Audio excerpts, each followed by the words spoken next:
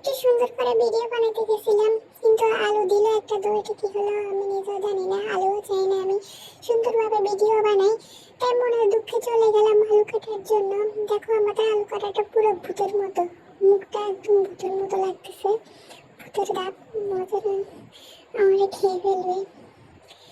এসব উল্টাপাল্টা জিনিস কি যে কিনে আমার মা, যদি আমি কিনতাম তাহলে আমার 14টি উদ্ধার করে দিত। তোমাদের কার কার মা এরকম কমেন্ট বক্সে জানাও। এই ভূতের আলু কাটারটা যদি এখন আমি কিনতাম, এখন আমাকে বলতো তুই কেন টাকা নষ্ট করো এগুলা কিনে। তাই এখন যেহেতু আম্মু কিনছে, এখন 10 টাকাই না, আমি কিনলে হয়তো আমার বকাঝকা করতো। এই গ্রেটারটাও তেমন ভালো না, দেখো কিরকম নষ্ট মার্কা একটা গ্রেটার আম্মু কিনছে। টুকু এটা আম্মু কিনে নেই, এটা আব্বু কিনছে। তারপর চলে গেলাম ছুরি দিয়ে আলু কাটতে।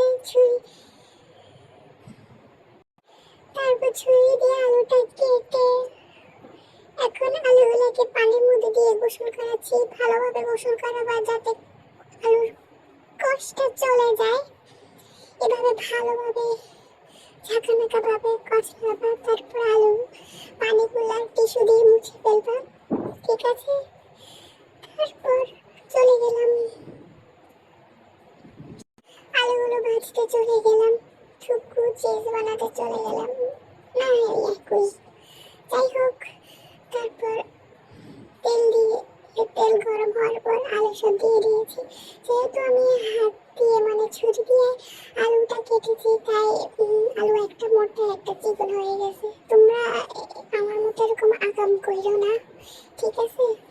তারপরে আলুর মশলা বানাইতে, আলুর চিপসের মশলা বানাইতে চলে গেলাম। বিট লবণ, মরিচের গুঁড়া আর জিরার গুঁড়া দিবা, এটা দিলে অনেক মজা লাগে, টেস্টটা ভালো আসে। তো এই তো আমার আলুর চিপসের আত্মকাহিনী। আল্লাহ হাফেজ, ভালো থাকি সবাই।